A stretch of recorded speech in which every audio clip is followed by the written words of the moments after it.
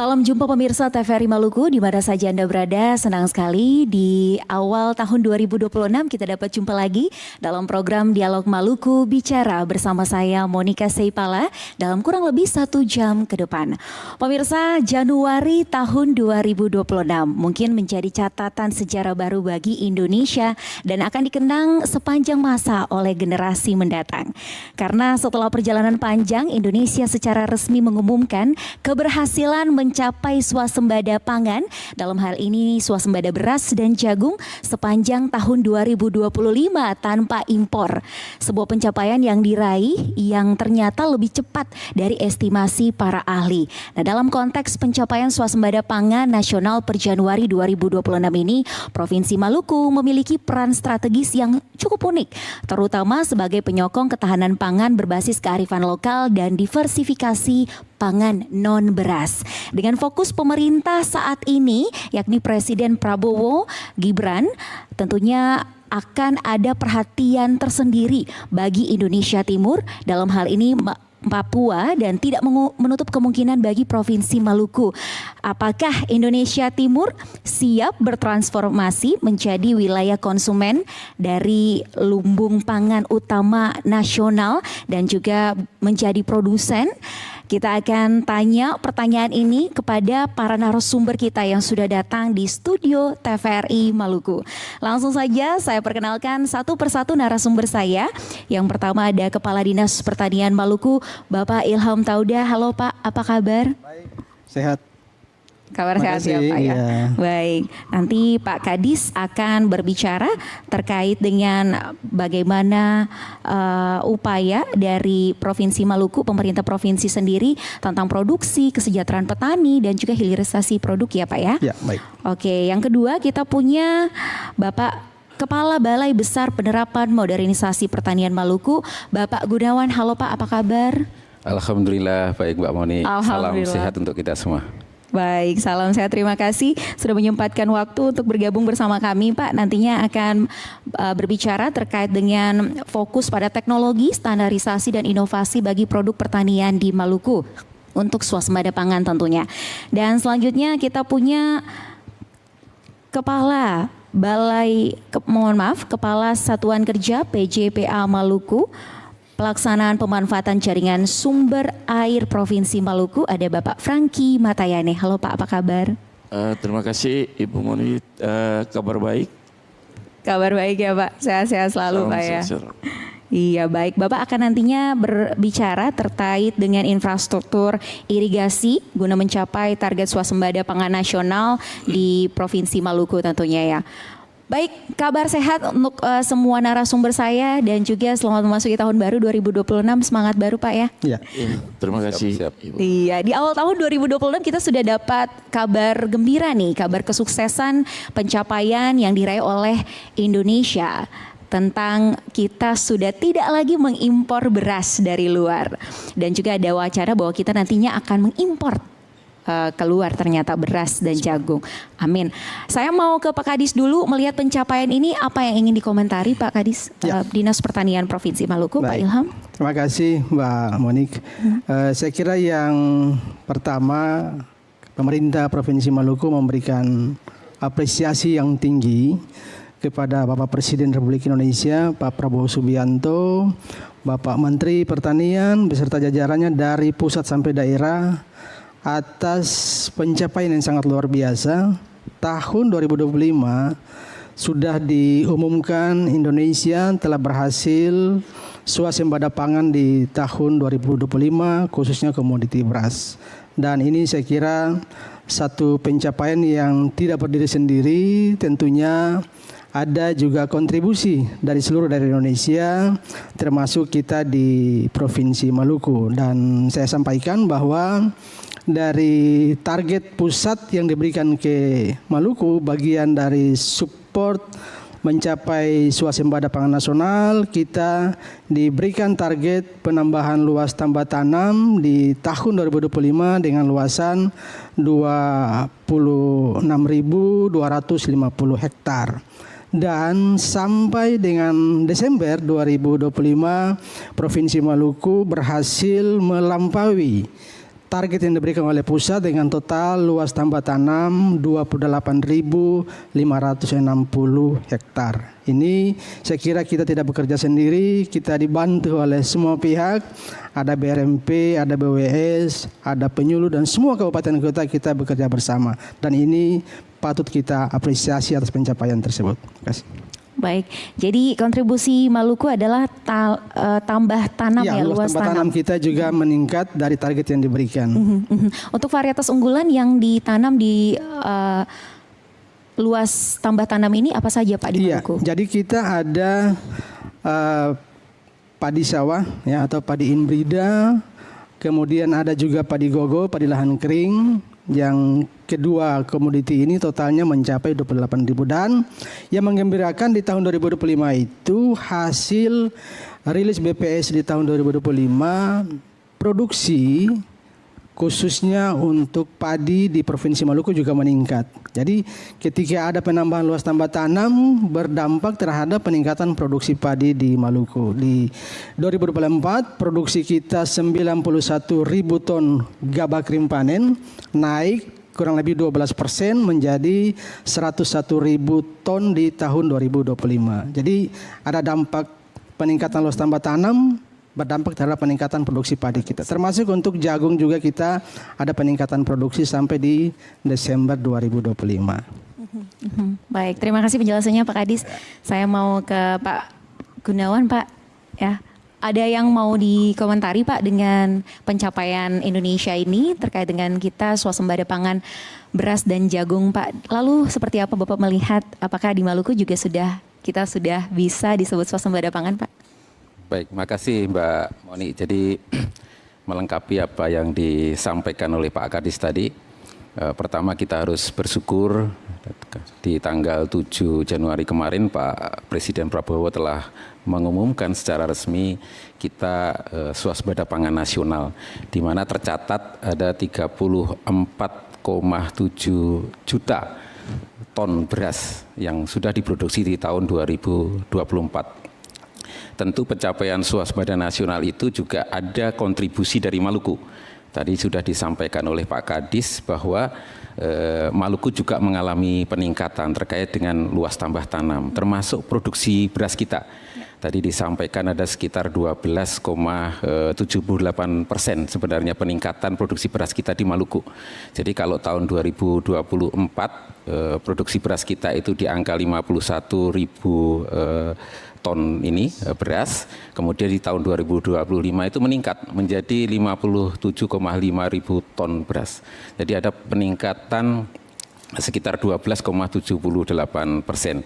Nah, yang menarik kira-kira apa yang menyebabkan itu, Mbak Moni ya? Betul. Jadi keberhasilan swasembada pangan nasional khususnya juga di Maluku itu adalah kolaborasi kita bersama.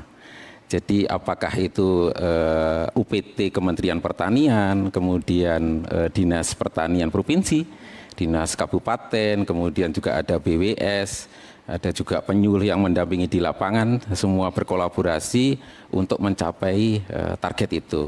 Jadi kalau kita coba buat alur, Mbak Moni, swasembada pangan nasional itu ada input, proses, dan output gitu ya. Betul. Untuk mencapai swasembada pangan. Jadi kalau misalnya input itu ada namanya Pupuk Indonesia. Dia yang menyediakan pupuk.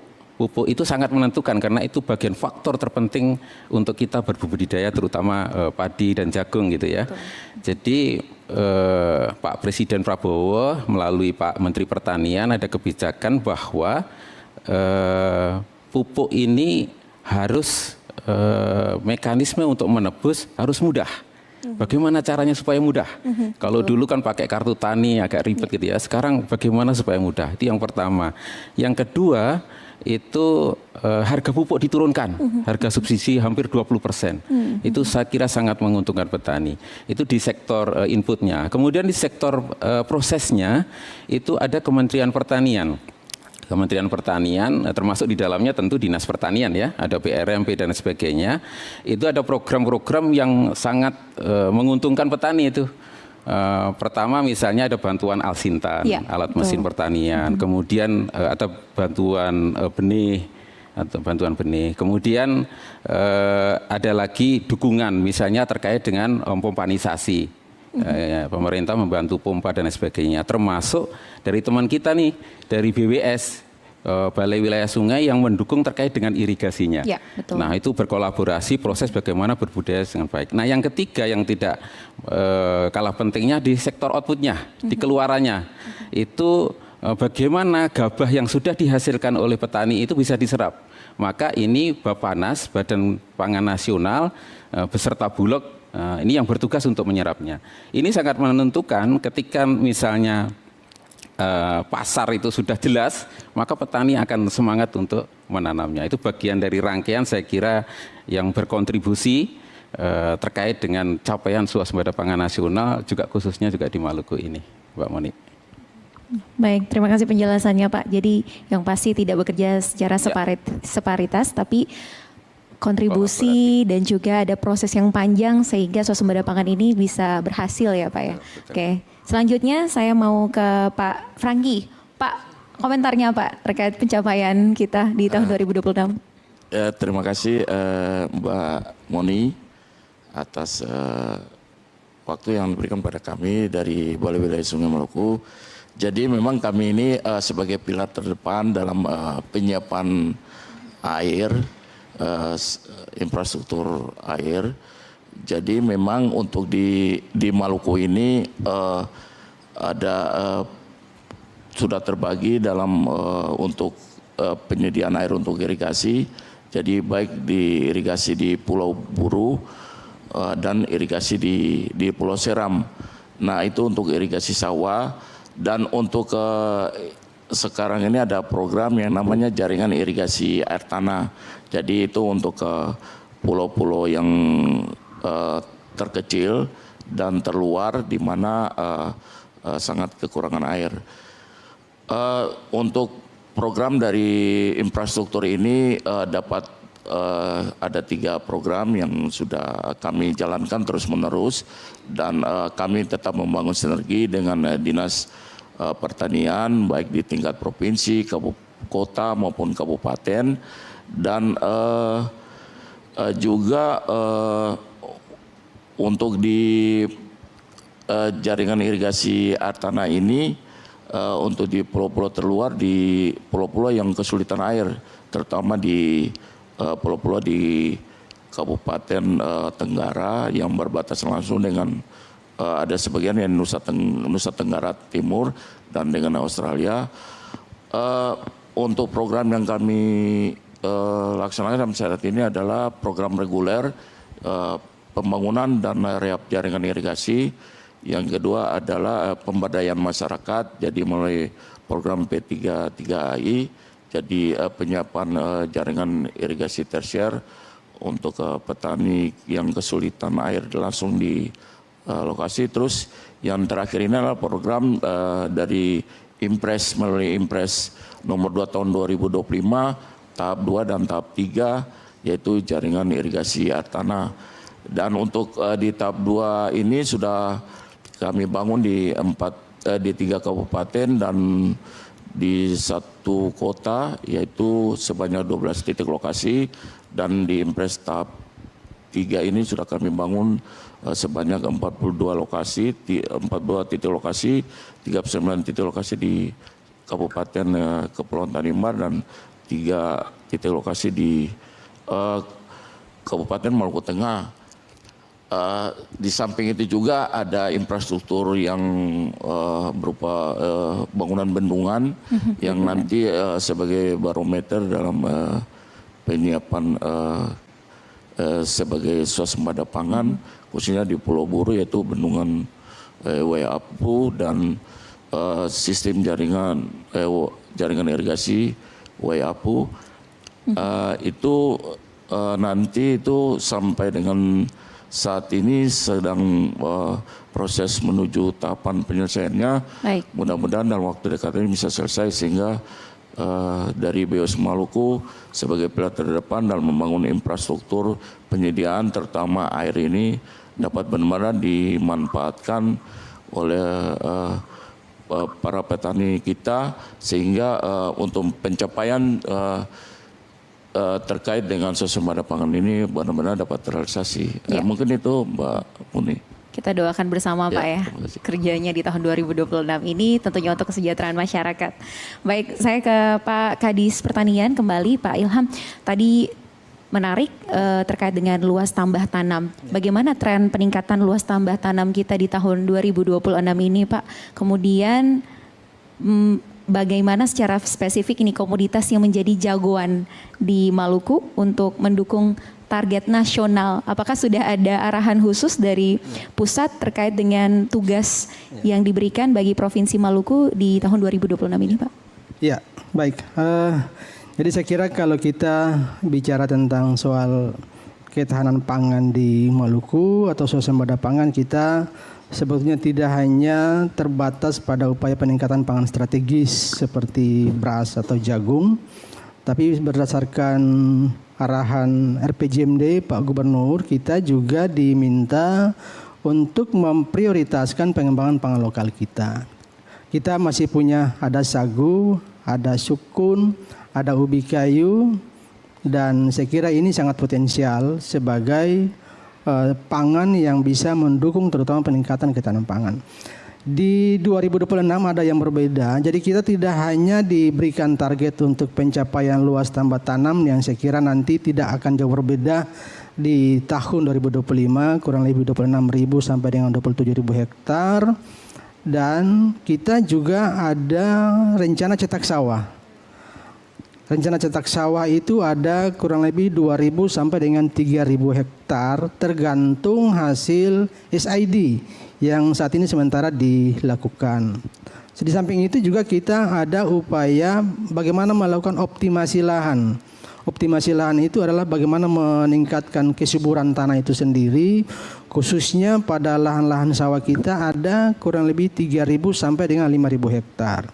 Nah, dengan demikian saya kira dengan adanya dukungan baik dari sisi pengembangan penyediaan lahan, kemudian juga optimasi lahan, dan juga kita di 2026 ini ada diberikan dukungan untuk sarana pendukung irigasi. Kita ada kurang lebih irigasi pompa besar itu ada kurang lebih 196 unit. Kemudian kita juga ada pemeliharaan untuk jaringan irigasi tersier, ada kurang lebih 6.000 hektar. Termasuk juga ada dukungan-dukungan untuk jalan usaha tani. Sehingga dengan demikian saya kira ada apresiasi Kementerian Pertanian hal ini atas dukungan dan partisipasi dari Provinsi Maluku bersama seluruh mitra yang ada di sini dalam rangka mewujudkan swasembada pangan nasional. Nah, tentunya kita kalau bicara tentang fokus prioritas, maka yang tadi saya sampaikan, kalau kita melihat pangan strategis, maka kita akan fokus juga pada pangan-pangan yang lain. Kita ada seperti telur, kemudian juga ada daging, ada juga kacang-kacangan dan sebagainya untuk mendukung ketahanan pangan di Maluku. Baik, terima kasih penjelasannya Pak. Saya ke Pak Gunawan Pak. Tadi ada pengembangan lokal untuk ketahanan pangan dan masih sama target yang diberikan kemungkinan untuk luas tambah tanam 26 hingga 27.000 hektar nih Pak. Nah, kalau misalkan kita berbicara dari sisi BRMP sendiri, kalau pertanian adalah raga, berarti BRMP ini tentang teknologi modernisasi yang menghidupkannya gitu ya Pak ya, penggeraknya. Baik. Nah, di tantangan global tentunya kita tidak bisa lagi bertani dengan cara lama ya Pak ya. Nah, di tangan bapak-bapak ini sendiri, upaya mempertahankan swasembada pangan nasional, peran teknologi menjadi sangat krusial. Nah, apa saja nih Pak yang akan dilakukan dari BRMP sendiri terkait dengan teknologi, inovasi untuk varietas kearifan lokal kita yang menjadi spesifik untuk dikembangkan Pak untuk luas tambah tanam ini, mengingat tadi arahan dari Pak Gubernur juga tentang pengembangan ketahanan pangan lokal di Provinsi Maluku di tahun ini Pak. Baik, terima kasih Mbak Moni. Jadi terkait dengan TUSI BRMP, di mana tugas dan fungsinya salah satunya adalah bagaimana memasifkan untuk penerapan teknologi yang spesifik lokasi, termasuk bagaimana menerapkan modernisasi pertanian. Nah, kaitannya dengan bagaimana kita mendukung swasembada pangan dari sisi teknologi, saya kira kita sudah tahu bahwa swasembada pangan khususnya misalnya kata di beras itu terdiri dari dua hal. Yang pertama adalah intensifikasi. Jadi bagaimana meningkatkan produktivitas dan produksi dari padi itu sendiri. Tentu itu tidak lepas dari peran teknologi. Yang pertama, kita mencoba untuk memasifkan bagaimana penerapan Alsintan, alat dan mesin pertanian. Contohnya misalnya ketika kita mau olah lahan kita menggunakan traktor.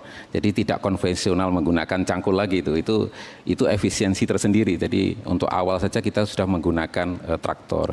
Kemudian yang kedua pemilihan varietas. Kita menggunakan benih dengan varietas unggul. Varietas unggul itu artinya varietas yang dirakit, yang diciptakan memang mempunyai potensi tinggi, mempunyai potensi produksinya tinggi. Itu varietas-varietasnya sangat banyak. Kalau misalnya dia padi sawah, karena dia harus berbasis sesuai dengan kondisi lingkungan. Kalau padi sawah itu namanya misalnya Inpari, inovasi padi irigasi. Jadi itu kaitannya dengan benih padi yang ditanam di areal sawah irigasi. Itu ada namanya Inpari. Sekarang sudah sampai ke 50, ada Inpari 1, 2, sampai sekarang mungkin sekitar Inpari 50. Bahkan ada Inpari khusus misalnya Inpari Nutrising yang kaya akan zinc. Nah, itu biasanya untuk stunting itu, pemberantasan stunting, pengendalian stunting. Satu itu pemilihan varietas. Kemudian varietas yang kedua misalnya ketika kita misalnya mau menanam di lahan kering, itu ada namanya Inpago, inovasi padi gogo. Jadi memang varietas ini diciptakan khusus untuk lahan-lahan kering yang tahan akan kekeringan. Kalau varietas unggul yang spesifik bisa di Maluku. Di Maluku itu kalau misalnya Inpari misalnya ada Inpari 32, Inpari 42 yang banyak di Maluku ya. Kemudian kalau misalnya Inpago ada Inpago 13 seperti itu yang sudah banyak dikembangkan di sini. Nah, berikutnya terkait dengan teknologi adalah pemupukan berimbang. Pemupukan berimbang itu artinya kandungan yang ada NPK itu harus sesuai dengan yang dibutuhkan tanaman. Ada pendekatan teknologi, ada yang namanya PUTS, perangkat uji tanah sawah. Itu pendekatan bagaimana dosis pemupukan itu dilakukan gitu. Berapa dosisnya? Kita menggunakan PUTS, ada alat yang mudah, portable, bisa dilakukan di mana saja, itu namanya PUTS. Ada lagi teknologi itu yang sekarang digital, itu namanya LKP, layanan konsultasi padi. Jadi berbasis internet kita masukkan data gitu, nanti keluar langsung rekomendasi pemupukan. Itu adalah teknologi-teknologi terbaru yang kita hasilkan, semuanya adalah demi mendukung swasembada pangan ini. Nah, yang tidak kalah pentingnya sebenarnya penggunaan Alsintan untuk panen, combine harvester. Jadi kalau kita panen pakai sabit Mbak Moni, itu kehilangan hasil bisa 15-20%. Menggunakan sabit, kemudian konvensional kan itu. Tapi kalau ketika menggunakan combine harvester, langsung panen keluar gabah itu mungkin 4-5% kehilangan hasilnya. Bisa ditekan seperti itu. Jadi saya kira teknologi ini sangat penting dan BRMP nanti bertugas untuk memasifkan bagaimana petani itu bisa menerapkan teknologi itu. Nah Pak Gunawan, tantangan kita yang ada di kepulauan nih kan Pak, distribusi ke wilayah-wilayah terpencil. Teknologi-teknologi yang luar biasa yang Bapak sebutkan ini, bagaimana upaya kemudian dari BRMP sendiri untuk mendistribusikannya sampai ke pelosok-pelosok daerah supaya bisa digunakan, dimaksimalkan oleh pertanian? Ya, memang tantangan terbesar kalau di Maluku itu adalah provinsi kepulauan. Itu yang luar biasa tantangannya. Tentu saya kira Pak Kadis bersama tim itu sudah memetakan mana yang misalnya varietas-varietas padi gitu ya. Padi itu dikhususkan misalnya kalau sawah itu di 4 pulau terbesar kita ya. Ada di 4 kabupaten maksud saya, di Kabupaten Buru, kemudian SBB, kemudian SBT sama Maluku Tengah. tentu itu yang kita dampingi terkait dengan komoditas padi. Nah, komoditas lain saya kira nanti juga mengikuti. Nah, tantangannya sekarang bagaimana terutama penyuluh juga meningkatkan kapasitasnya dalam hal mendampingi petani untuk transfer teknologi terkait dengan pengetahuan teknologi tadi itu untuk bisa diterapkan oleh petani, Mbak Moni. Apakah di tahun 2026 ini sudah ada koordinasi lintas sektoral seperti itu Pak untuk upaya mendistribusikan teknologi dari BRMP sendiri bagi para petani di Maluku? Ya. Khususnya untuk 4 kabupaten besar ini Pak. Ya, jadi sejak ini kita bekerja sama Pak Kadis ya, kita senantiasa kolaborasi, kita tidak bekerja sendiri. Contohnya misalnya bagaimana teknologi itu bisa tersampaikan kepada petani. Kita ada namanya BIMTEK, bimbingan teknis langsung di lapangan, di mana diikuti oleh Dinas Pertanian Kabupaten, kemudian penyuluh, kemudian petani sebagai pelaku utama. Dan di sana langsung praktek, Mbak Moni, misalnya terkait dengan PUTS, kemudian LKP itu kita sampaikan di lapangan langsung praktek dan saya kira respon petani sangat tinggi. Ini bagian dari upaya memasifkan itu tadi. Kita memang langsung terjun ke lapangan bersama Dinas Provinsi, Dinas Kabupaten dan penyuluh pendamping. Begitu. Baik, terima kasih Pak. Saya kembali lagi ke Pak Franky. Pak, kunci swasembada pangan ini kan adalah ketersediaan air yang kontinu Pak atau berkelanjutan. Nah, sejauh mana nih progres pembangunan bendungan yang tadi Bapak bilang, bendungan Bayapo atau jaringan irigasi yang strategis di Maluku saat ini di tahun 2026 ini, dan bagaimana juga upaya pemberian dampaknya atau dampak signifikannya terhadap indeks pertanaman kita Pak. Kalau kita tahu tadi dari Pak Kadis Pertanian juga menyampaikan bahwa tahun ini juga kita punya PR dari pusat, ada luas tambah tanam, seperti apa dari pihak irigasi dari BWS sendiri? Ya, terima kasih Mbak Moni. Jadi untuk pembangunan bendungan Wayapu di Pulau Buru dan jaringan irigasi strategis termasuk di dalamnya bendung Suplesi ini merupakan salah satu upaya pemerintah pusat di dalam mendukung ketersediaan air dan juga dalam rangka menuju swasembada pangan. Tentunya untuk pembangunan bendungan Wayapu sendiri untuk progres visinya sampai dengan saat ini itu di angka 90%. Mudah-mudahan tidak lama lagi mungkin di tahun 2027 ini bendungan Wayapu Pulau Buru sudah selesai. Baik, ditargetkan tahun 2027 Pak. 2027 memang pembangunan ini dari tahun 2017. Terus terkait dengan luas lahan layanan irigasi yang akan kita bangun termasuk nanti bendung Suplesi sehingga ini melayani kurang lebih luas layanan irigasi sebesar 10.562 hektar. Tentunya luasan ini sangat berdampak sangat besar pada indeks pertanaman kita yang semula dari 178% itu akan menjadi 278%.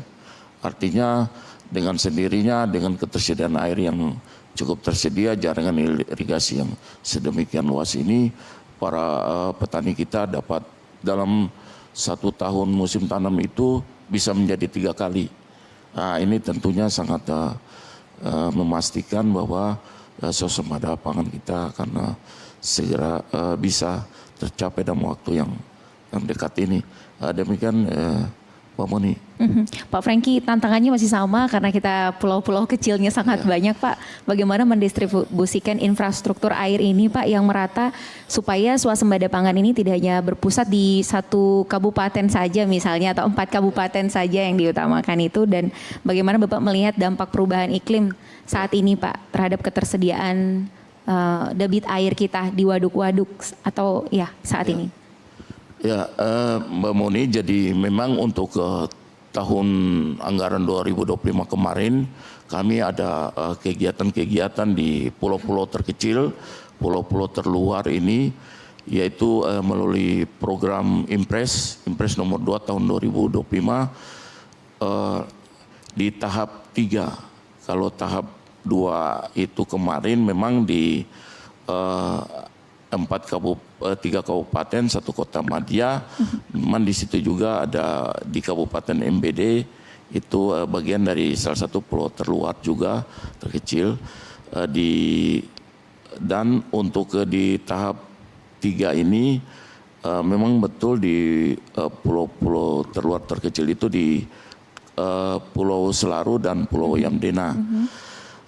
Sehingga dari kegiatan pembangunan infrastruktur ini kami dapat melihat bahwa dan merasakan langsung tantangan yang di pulau-pulau terkecil ini adalah keterbatasan sumber daya alam. Jadi pulau-pulau kecil ini memiliki sumber daya alam yang sangat terbatas, termasuk sumber air tawarnya. Dan yang kedua adalah terisolirnya secara geografis. Artinya untuk lokasi yang terpencil dan sulit dijauh dan sangat sulit untuk dijangkau, itu mengakibatkan biaya pembangunan dan pemeliharaan infrastruktur air yang telah kami bangun ini menjadi sangat mahal. Berikutnya di pulau-pulau terluar terkecil ini ternyata pengaruh perubahan iklim sangat luar biasa. Betul. Dampak perubahan iklim ini memang seperti kenaikan muka air laut dan juga adanya perubahan pola curah hujan. Nah, ini sangat mempengaruhi ketersediaan air untuk pertanian dan kebutuhan air lainnya.